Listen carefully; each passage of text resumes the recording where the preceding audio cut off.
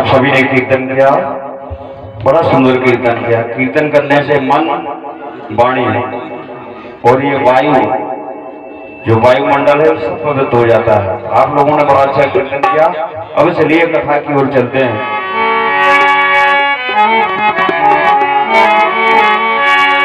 सच्चिदानंद रूपाय विश्व उत्पत्त्यादि हेतवे पापत्रय विनाशाय श्री कृष्णाय वयम्। कल की कथा में आप सबने रात्रि की कथा में धुंधकारी की कथा तक का बड़ा सुंदर प्रसंग सुना। परिवार में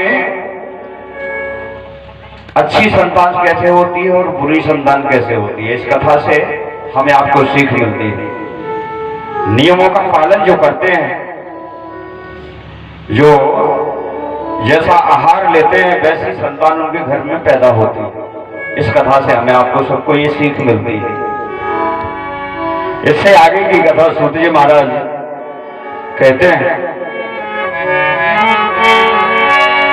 निगम कल्परोरिगल्पम फलम सुख मुखाद मृदंग सत्यम पिबत भागवतम यशमाल्यम महरोर रस का भवभाव का। वेद रूपी जो निगम कल्प वृक्ष है, उसी वृक्ष का फल ये श्रीमद् भागवत महापुराण की पावन कथा है। फल कैसा भी हो, जैसे हम आप भी कह देते हैं, चाहे कितना ही खट्टा आम हो, अगर उसमें सुख कहते हैं तोते को, तोते की चोंच अगर उसमें लग जाए तो खट्टा भी मीठा हो जाता। वैसे ही सुंदर फल है ये भागवत की कथा, और इसमें मोह किसका लग गया? सुख का, तोते का, श्री सुखदेव जी महाराज। इसलिए ये और मीठा हो गया। रस तो इसमें है और अधिक मिठास इसमें आ गया सुखदेव जी की मोह लगने से। जितनी कथाएं हैं, राम कथा हम लोग जब सुनने जाते हैं तो क्या कहते हैं? कहां जा रहे हैं? कथा सुनने जा रहे हैं। कथा सुनने जा रहे हैं। सुनने की चीज क्या है? कभी कभी ऐसा होता है यहां से सुनी और यहां से निकल गई। और भागवत में क्या लिखा है? पिबत भागवत। ये भागवत की रसमयी कथा है, अमृत। जैसे अमृत को क्या करते हैं? सुनते नहीं, अमृत को क्या करते हैं? पीते हैं। और जो चीज आप पी रहे हैं वो कहां जा रही है? वो अंदर जा रही है, वो ठहरेगी। इसी प्रकार से ये भागवत महापुराण की पावन कथा हम आप श्रवण करने के लिए बैठे हैं। कथा का आज द्वितीय दिवस है। द्वितीय दिवस की बेला में कथा श्रवण करने के हम आप बैठे हैं। प्रश्न करते हैं सूत जी महाराज जी से, महाराज जी, मानव के लिए परम धन क्या है? लोग बाग चक्कर में पड़ जाते हैं।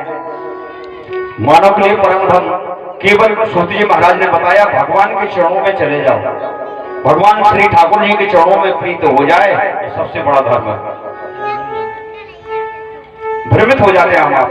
जैसे दूसरा प्रश्न करते हैं, महाराज जी कृपा करके ये बताइए, जैसे आपके गांव में भी है, यहाँ पे बहुत सारे देवता हैं। अब आप लोग सोचते होंगे कि बड़ा किसको माने, हनुमान जी बड़े हैं या कारस देव बड़े हैं या माता जी बड़ी हैं, तो इस भ्रम में पड़ जाते हैं हम आप कभी कभी।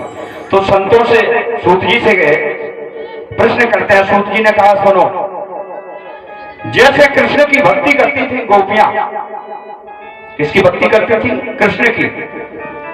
और मंदिर में किसके जाती थी? मां कात्यायनी थी, दुर्गा जी के मंदिर में जाती थी। तो दुर्गा जी की मूर्ति में भगवान ठाकुर जी का दर्शन होता था गोपियों को। कहने का तात्पर्य मंदिर में जाएं, हम ये नहीं कहते हैं किसी देवता के पास ना जाओ, सबके पास जाओ, लेकिन हमेशा इष्ट अगर बनाना है तो एक को बनाओ, किसी को भी, भगवान भोलेनाथ को, भगवान श्री राम जी को, भगवान ठाकुर जी को। कारसदेव को आप इष्ट एक ही को बनाएंगे, आस्था सबके प्रति रखेंगे। ऐसा नहीं कि हमारे इष्ट तो शंकर भगवान है तो हमें इनसे क्या मतलब, ये कभी नहीं सोचो। जाना सबके पास है लेकिन इष्ट एक ही होता है।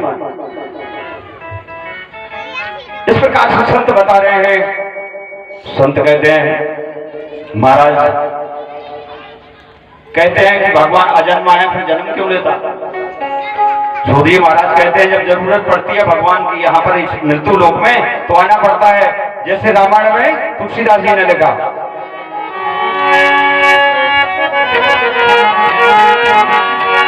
जब जब हो धर्म के हारे, जब जब हो धर्म के हारे, जब जब हो धर्म के हारे, जब जब हो धर्म के हारे, मारे अभिमानी मारे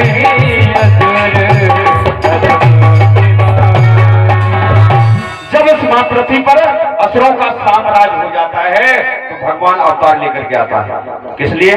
इस मां पृथ्वी की रक्षा करने के लिए, इसलिए जन्म लेता है।